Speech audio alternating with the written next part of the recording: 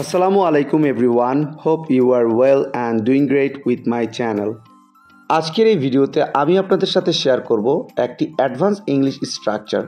So ভিডিওটি না টেনে শেষ অবধি দেখুন। চলো আমরা ঠান্ডা পানি পান না করি। চলো আমরা সময় নষ্ট না করি। চলো আমরা ফুটবল না খেলি।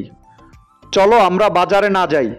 এই প্রতিটা বাক্যে যে জিনিসটা কমন আমরা দেখতে পাচ্ছি সেটা হলো চলো ... না।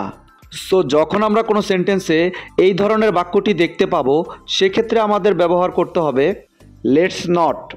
এই টাইপের বাক্যগুলোকে ইংলিশে বলতে হলে সেন্টেন্স স্ট্রাকচারটি হবে let's not plus verb plus others. চলুন তাহলে এই স্ট্রাকচারটি দিয়ে এক্সাম্পলগুলি দেখা যাক। চলো আমরা ঠান্ডা পানি পান না করি। Let's not drink cold water. Let's not drink cold water. চলো আমরা সময় নষ্ট না করি। Let's not waste time.